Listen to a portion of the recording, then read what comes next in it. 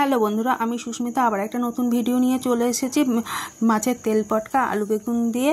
বন্ধুরা, তোমরা সবাই কেমন আছো? আশা করি ভালো আছো। আমিও ভালো আছি। এটা কীভাবে রান্না করবো আজকে এটা তোমাদের সাথে শেয়ার করব।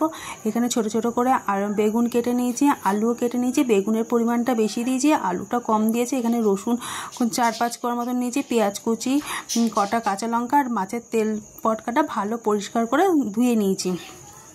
ছোট ছোট করে কেটে রেখে দিয়েছি, পাশেই সব রয়েছে। এখানে আমি কড়াই বসিয়ে দিয়েছি, তেল গরমও বসিয়ে দিয়েছি। তেল গরম হয়ে গেছে, ওই তেলের মধ্যে আমি একটা শুকনো লঙ্কা আর একটু কালো জিরে ফোড়ন দেবো, আর একটু ওই রসুন কোয়াগুলো থেতো করে দিয়ে মাছের তেলটা তেলের মধ্যে ছেড়ে দেবো। দেওয়ার পরে ভালো করে ভাজা ভাজা করার পরে মোটামুটি একটা ভাজা ভাজা করে নেব। করার পরে এই যে আমি আবার কড়াই দিয়ে তুলে দেখাচ্ছিলাম খুন্তি দিয়ে। ভাজা ভাজা অনেকটাই হয়ে গেছে, এর থেকে তেলও ছেড়ে এসছে, আমার তেলের পরিমাণটাও বেড়ে গেছে। দিয়ে ভালো করে নাড়াচাড়া করার পরে এর মধ্যে দিয়ে দেব আমি সামান্য পরিমাণে হলুদ গুঁড়োটা আমি আগে দিয়ে দিয়েছিলাম। দিয়ে ভালো করে এটা নাড়াচাড়া দিয়ে নেবো। দিয়ে এর ওপরে দিয়ে দিচ্ছি পেঁয়াজ কুচি, আর ওই কাঁচা লঙ্কাগুলো যে কেটে রেখে দিয়েছিলাম এটাও আমি দিয়ে দিচ্ছি। পেঁয়াজ কুচিগুলো যতটা ছিল সব পুরোটাই দিয়ে দিচ্ছি। দিয়ে ভালো করে খুন্তি দিয়ে আমি এটা নাড়াচাড়া করে নেব।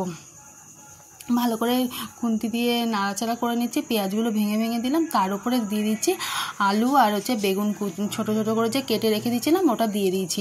দেওয়ার পরে ভালো করে আমি এপিট ওপিট করে তেলটা ভালো করে ওই বেগুন আর আলুর ওপরে দিয়ে দিচ্ছি, ভালো করে যেন ওটা মশলাটা এর সাথে মেখে যায়, কারণ আলু বেগুনটা ভাজা করতে হবে।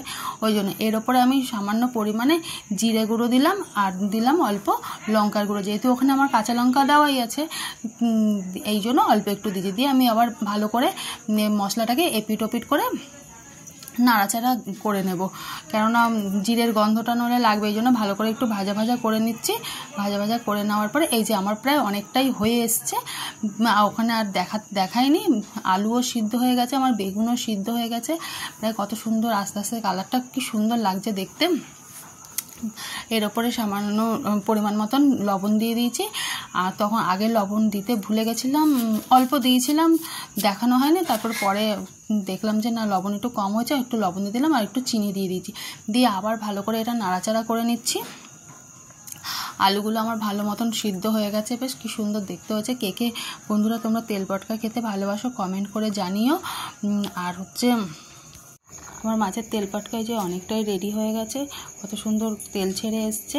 ভালো করে এটা আর একটু নাড়াচাড়া করে নিচ্ছি, এবার নামিয়েই ফেলবো। আমার হয়েই গেছে। কারা কারা বন্ধুরা এরকম মাছের তেল পটকা খেতে ভালোবাসো গরম ভাতের সাথে? আমার তো খুব ভালো লাগে। তোমরা যে ভালোবাসো একটা লাইক কমেন্ট করে জানিও। একটা লাইক কমেন্ট শেয়ার একটা সাবস্ক্রাইব করে যাও বন্ধুরা। আজকের ভিডিওটা এখানে